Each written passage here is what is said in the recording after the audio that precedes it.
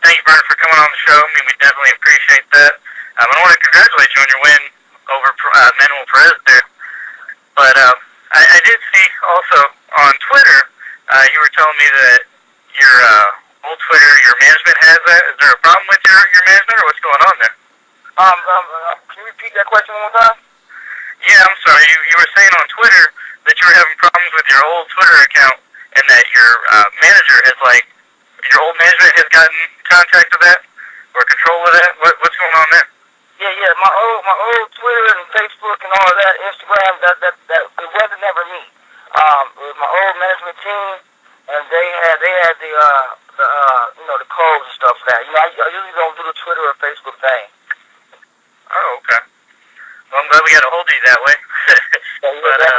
I said I might as well go ahead and start with my own.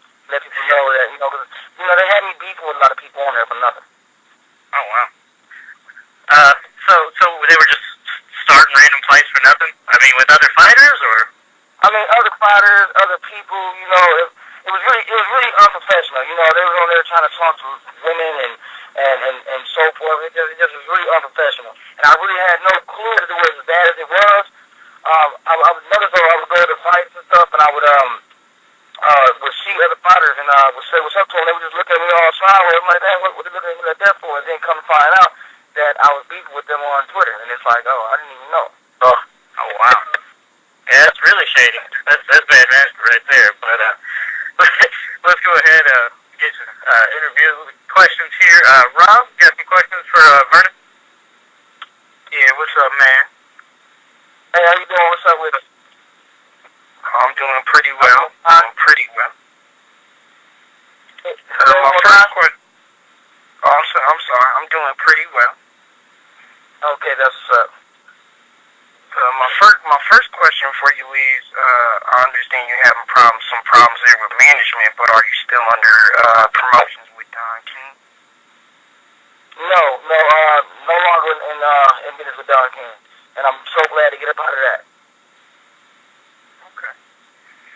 Yeah, I know a lot of fighters have had problems with him over the past few years.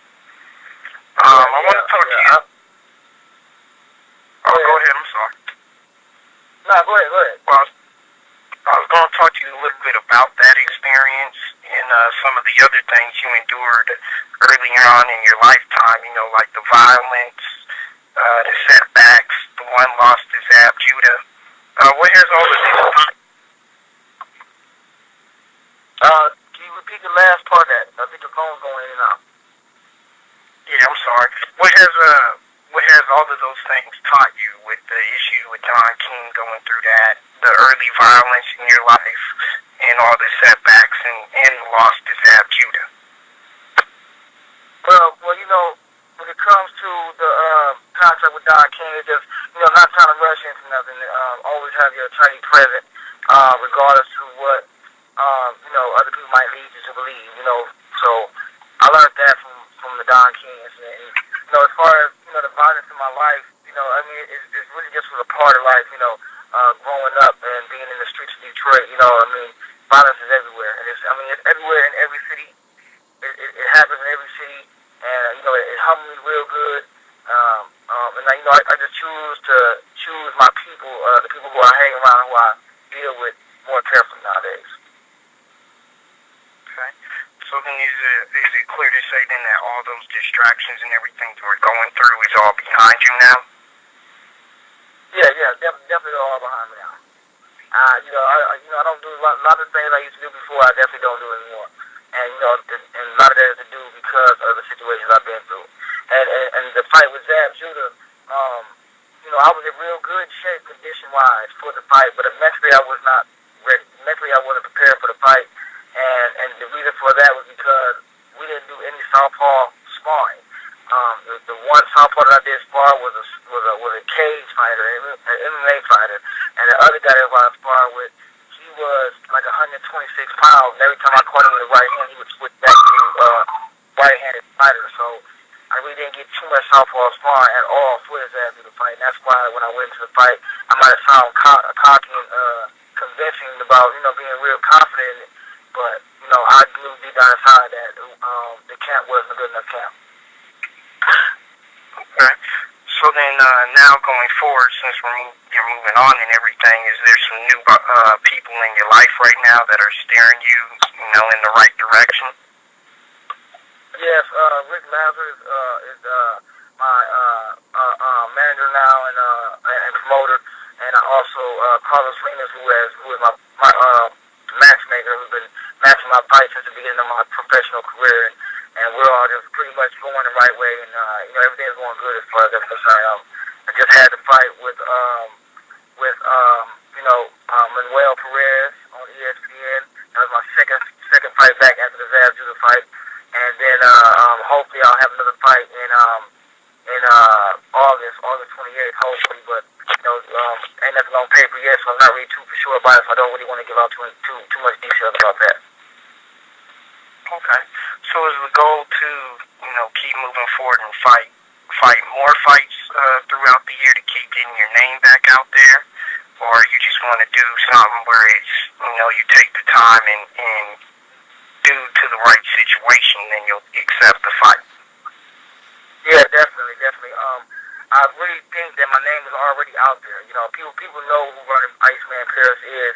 I think it's just more so about them figuring out what I am about, opposed to me just dealing with the management team I had before. The whole team I was with before was really I would say was really against me in so many ways, and were really people that were gonna really hold me back, and they held me back throughout my career. And now that I'm with a new team and whatnot, I'm able to be more of a businessman on my own, by my own self, and be able to make my own decisions, and so yeah, I definitely want to keep it slow and look over everything that has to do with the fights and who I'm fighting and what the purse is going to be or whatnot. So yeah, but I do want to keep it slow. Okay. So yeah, it definitely sounds like you got good focus going forward and everything, and I want to congratulate you on doing that, getting the right people in your corner, and sounds like you got a bright future ahead of you. So that's all the questions I had. I'm gonna turn it back to Lucas now. Okay, and everybody listening, fans, friends, or anybody who just wants to chit chat, you can hit me up on Twitter, Vernon_Paris. All right. We also have another writer of mine. His name's Ryan. He has a couple questions for you as well. Ryan, whenever you're ready, go ahead. Hey, Vernon, what up, though? Hey, how you doing, man? I'm doing great. Good, man, good. Hey, I used to live on the west side of Detroit. I know how it is over there. Coming up through that, I wish that on no one. So, I have to say that, you have to be a tough SOB even to get out of there. So I respect you for that. I heard that you said, I watched your Friday night fight, and you said that the Zab Judah loss actually made you a better fighter and a better person. And, I was wanting to see if you would elaborate on that, on what you thought coming out of that and why it made you a better fighter and a better person. Okay. Well, coming out of that fight with Zab Judah, it really was a downer. I hadn't lost a fight since I was 17 years old, and then, me losing the fight the way I did, a lot of people who know me as a fighter and seen me fight before just said there was something wrong with me in the ring. It just wasn't really me. And when I watch the fight, I see, I can't believe that I was me in their fight like that.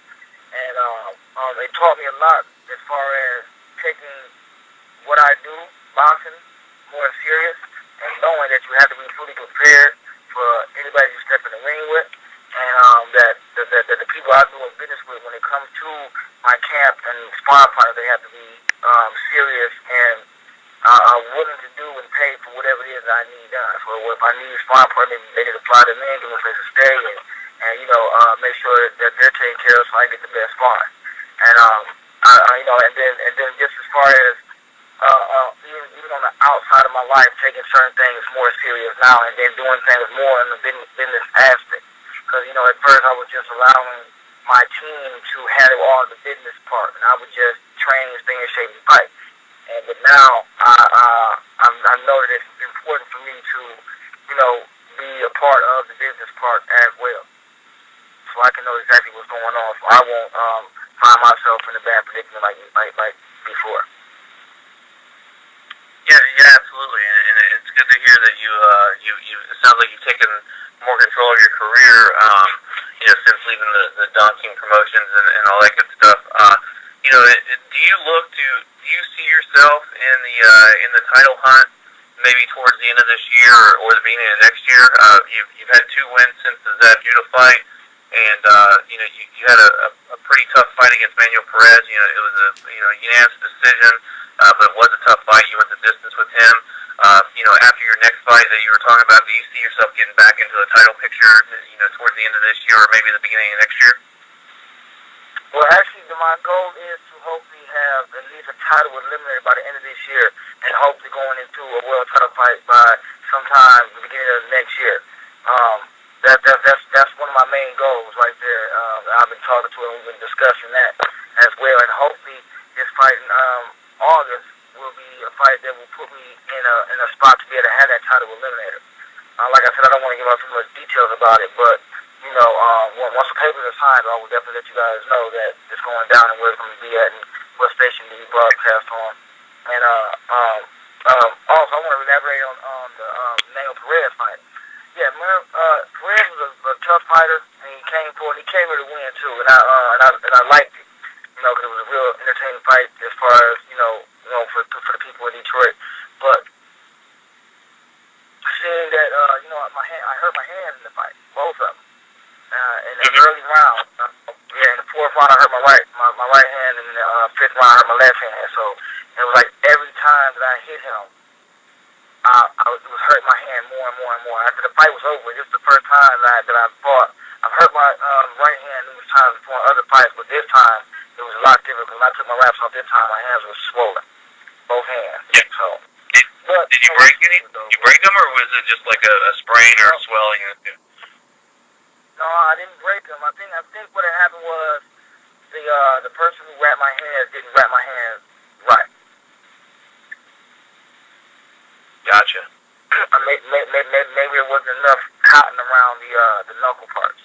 Because it felt like I was hitting. It felt like he was hitting. It felt like my bones were just. It felt like my bones were gonna break. I understand. It was a tough fight, and Perez is a tough guy. He's always been known as kind of a tough guy to fight. He's awkward, and yep. I'm glad he got the win. And Champ, I appreciate everything, and I wish you nothing but the best. And I guess we'll see you in August. And thank you. Oh yeah, thank you very much. Mm. Yeah, we definitely appreciate you coming on, Vernon, and giving us some of your time there. But we wish you nothing but the best, and we hope to see you real soon. Okay, yeah, thank you very much, man, and God bless anytime, And also, to everybody, I want to let them know you can follow me on Twitter at Vernon_Paris.